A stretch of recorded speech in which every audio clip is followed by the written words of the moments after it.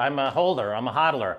And I don't invest in Bitcoin, I divest out of fiat money and I divest out of gold. Now, as far as 2021 goes, I said, hey, we're going to get to 220,000 per coin, which is a typical 4-year cycle. What we had in 2021 was that massive China collapse in mining and hash power. So the mining and the hash power collapsed 50%. We have since recovered that now, and we're about to hit new all-time high in hash rate.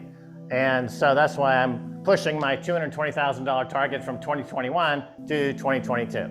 So there's really a couple of numbers to keep in mind. There's price, there's hash rate, and there's the difficulty adjustment. Those are the 3 things you have to keep in mind. I've always said that price lags hash rate, that hash rate precedes price. And so we're going to see new all-time highs in the hash rate and followed by new all-time highs in Bitcoin price. Hash rate precedes price. So hash rate is the strength of the network.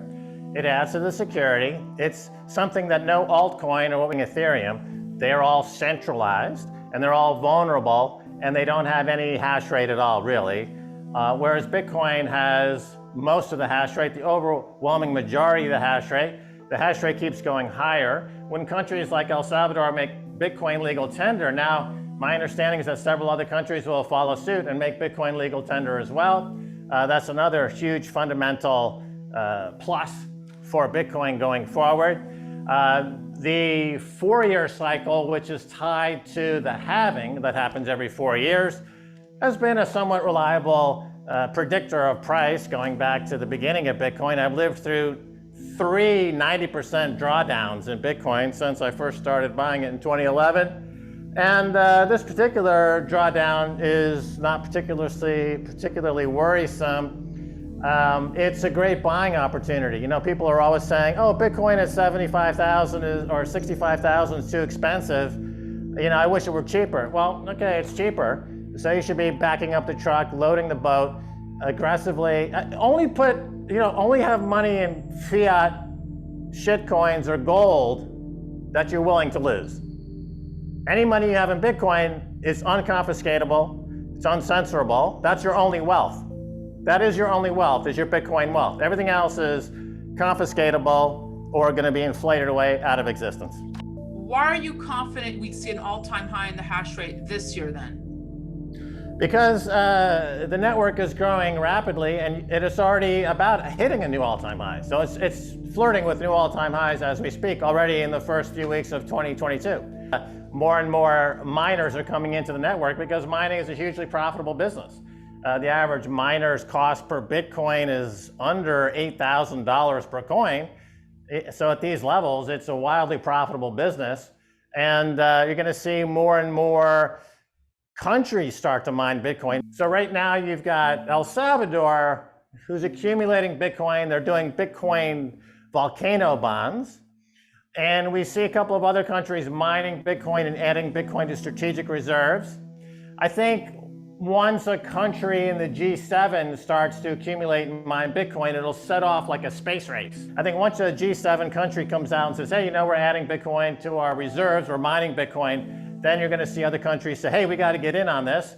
The US will come in. The US will come in and start to mine Bitcoin. You've already got a lot of senators in the US right now, like Cynthia Lummis. A third, as I understand it, a third of all of her contributions coming in right now are coming from Bitcoiners.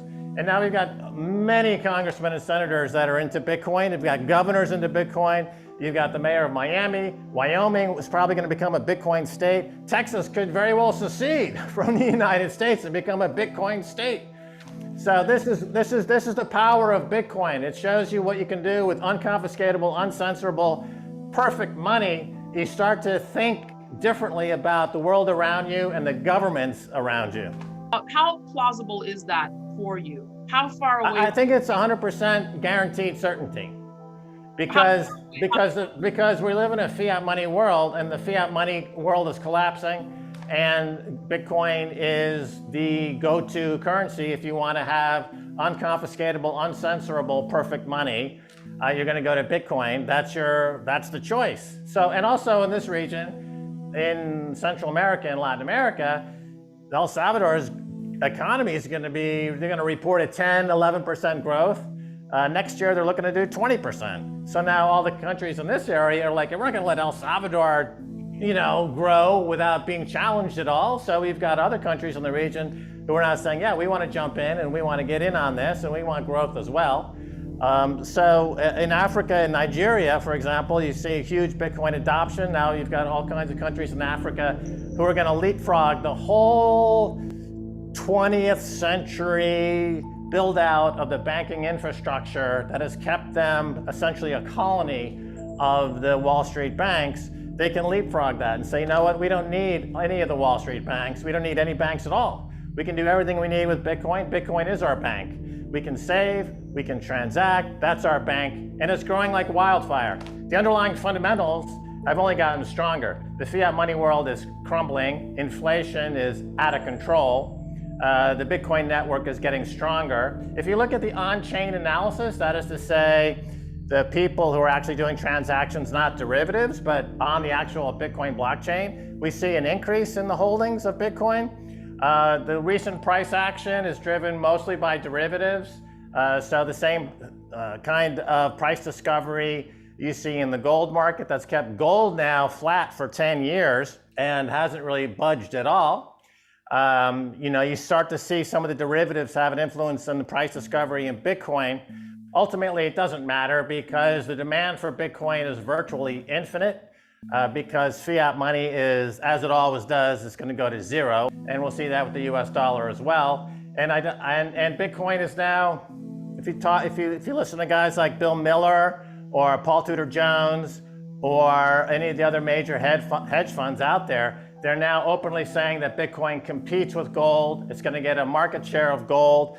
Gold's market share is about $8, $9, $10 trillion. Bitcoin is going to eclipse that market cap at some point. So all the fundamentals are very strong. So I'm just bumping my $220,000 target from 2021 to 2022. I've been doing well for the past 10 years since I first recommended Bitcoin at $1.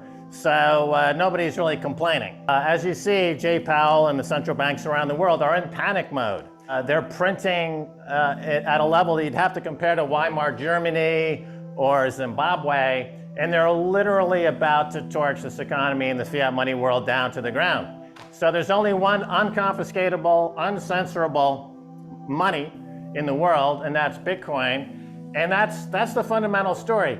So you should own it. You should own it aggressively. If you're a trader and you're looking for trader signals and technical analysis, I agree with what Peter Lynch said about technical analysts. They're 100% correct when looking backwards. They're 100% correct in predicting the past, right? I don't know of a single technical analyst billionaire in the world. Technical analysis is essentially astrology for men. Okay.